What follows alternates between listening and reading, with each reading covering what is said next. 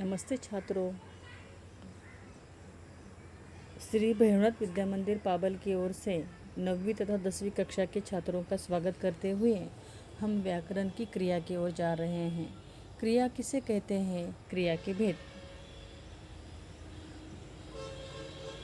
क्रिया के भेद दो हैं मुख्य तौर पर, कर्म के आधार पर, रचना के आधार पर।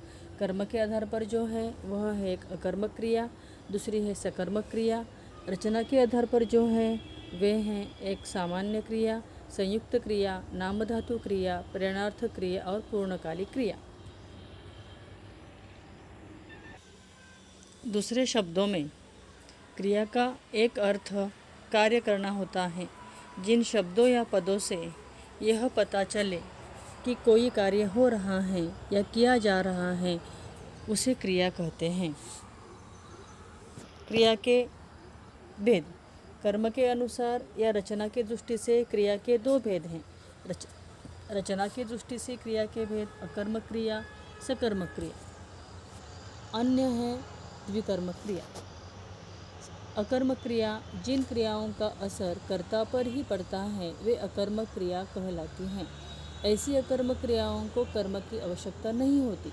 अकर्मक क्रियाओं के उदाहरण राग के श्रोता हैं, सांप रेंगता है, बस चलती है। कुछ अकर्मक क्रियाएं लजाना, होना, बढ़ना, सोना, खेलना, अकड़ना, डरना, बैठना, हंसना, उगना, जीना, दौड़ना, रोना, ठहरना, चमकना, डोलना, मरना, घटना, जागना, उछलना, कूदना आदि। सकर्मक क्रिया जिन क्रियाओं का असर कर्ता पर नहीं कर्म पर पड़ता है वह सकर्मक क्रिया कहलाती हैं। इन क्रियाओं में कर्म का होना आवश्यक होता है। सकर्मक क्रिया के उदाहरण: मैं लेख लिखता हूँ, सुरेश मिठाई खाता है, मीरा फल लाती है, भंवरा फूलों का रस पीता है। अब सकर्मक अकर्मक के बाद हम आएंगे सामान्य क्रिया।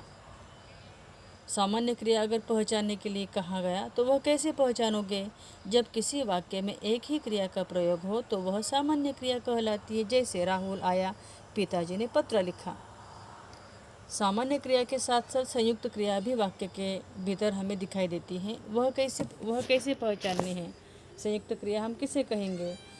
जिस वाक्य की दो या दो से अधिक क्रियाएं मिलकर एक ही कार्य पूर्ण करती हैं उन्हें संयुक्त क्रिया कहते हैं। जैसे रेलगाड़ी चल पड़ी, बढ़ई मेज बना रहा है। संयुक्त क्रिया में पहली क्रिया मुख्य क्रिया होती है तथा दूसरी क्रिया सहायक क्रिया होती है।